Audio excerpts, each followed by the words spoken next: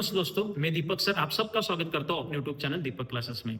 दोस्तों आज हम लोग इलेक्ट्रिकल इंजीनियरिंग का एक कंसेप्ट पढ़ने जा रहे हैं जिसका नाम है सीरीज एंड पैरेलल सर्किट। दोस्तों जब दो या दो से ज्यादा रेजिस्टर सीरीज में कनेक्टेड होंगे तो टोटल रेजिस्टर का फॉर्मूला क्या आने वाला है, और दो या दो से ज्यादा रेजिस्टर अगर एक दूसरे के पैरेलल में कनेक्टेड होंगे तो टोटल या इक्विवेलेंट रेजिस्टर का फॉर्मूला क्या आने वाला है, वो आज हम लोग देखने वाले हैं। दोस्तों यहाँ पे मैंने दो रजिस्टर सीरीज में कनेक्ट किए, यहाँ पे मैंने दो रजिस्टर पैरेलल में कनेक्ट किए हैं। दोस्तों सीरीज में कनेक्टेड है और पैरेलल में कनेक्टेड है, ये आपको कैसे समझ में आया? एक सिंपल फंडा है, अगर मेन वोल्टेज सोर्स में से जो मेन करंट जा रहा है वो दोनों रजिस्टर में से सेम फ्लो हो रहा है तो वो सीरीज में है। मेन सोर्स में से मेन करंट जो जा रहा है अगर वो आगे जाके अलग अलग रजिस्टर में, मतलब दोनों रजिस्टर में अलग अलग फ्लो हो रहा है, मतलब वो आगे जाके डिवाइड हो रहा है तो रजिस्टर पैरेलल में है। तो यहाँ पे सिंपली सेम करंट दो रजिस्टर में से फ्लो हो रहा है इसलिए वो सीरीज में है। यहाँ पे मेन करंट आगे जाके डिवाइड हो रहा है इसलिए वो दो रजिस्टर पैरेलल में है। दोस्तों इधर वोल्टेज डिवाइड होता है लेकिन करंट सेम है, इधर करंट डिवाइड होता है लेकिन वोल्टेज सेम है। मतलब इधर जब अगर 100 वोल्ट रहेगा तो R1 के अक्रॉस भी 100 रहने वाला है, R2 के अक्रॉस भी 100 होने वाला है। मतलब सीरीज में करंट सेम रहेगा, वोल्टेज डिवाइड होगा, पैरेलल में वोल्टेज सेम रहेगा और करंट डिवाइड होगा।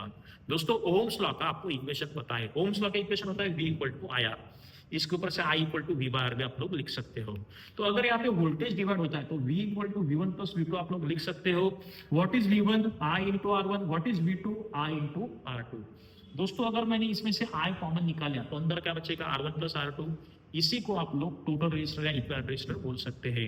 मतलब टोटल रेजिस्टर या इक्विवेलेंट रेजिस्टर का फॉर्मूला सीरीज में simply addition of that resistor होता है।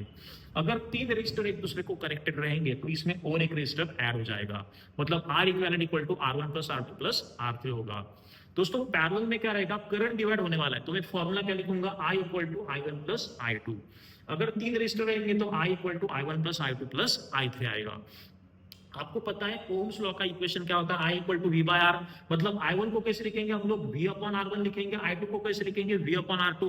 इसमें से V कॉमन निकाला तो अंदर क्या बचेगा? 1 upon R1 plus 1 upon R2, जिसको हम लोग 1 अपॉन R इक्विवेलेंट लेंगे क्योंकि हम लोग को ओम्स लॉ का फॉर्मूला पता है I equal to V by R, तो यहाँ पे R इक्विवेलेंट आएगा। तो दोस्तों यहाँ पे अगर आपने इसको इसके साथ कंपेयर किया तो आपको 1 अपॉन R इक्विवेलेंट का फॉर्मूला क्या मिलेगा? 1 upon R1 plus 1 upon R2। मतलब जो चीज सीरीज में आया था उसका अगर आपने रेसिप्रोकल लिया, इसके डिनोमिनेटर में कुछ भी नहीं, मतलब वन है, इसका अगर अपने रेसिप्रोकल लिया तो पैरेलल का फॉर्मूला बन जाएगा।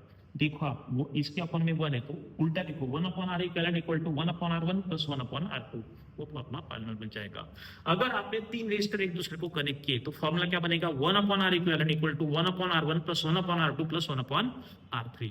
तो आपको ये चीज याद रखना है कि सीरीज में सिंपली एडिशन ऑफ रेजिस्टर होता है, पैरेलल में एडिशन होता है लेकिन डिनोमिनेटर में होता है, मतलब 1 upon R equivalent equal to 1 upon R1 plus 1 upon R2 plus 1 upon R3, like that. तो उम्मीद करता हूं आपको सीरीज सर्किट का इक्विवेलेंट रेजिस्टेंस और पैरेलल सर्किट का इक्विवेलेंट रेजिस्टेंस का फॉर्मूला समझ में आया है। इसमें वोल्टेज डिवाइड था इसलिए आगे जाके वोल्टेज डिवीजन रूल आपको पढ़ना है, इसमें करंट डिवाइड हो रहा है इसलिए आगे जाके करंट डिवीजन रूल आपको पढ़ना है।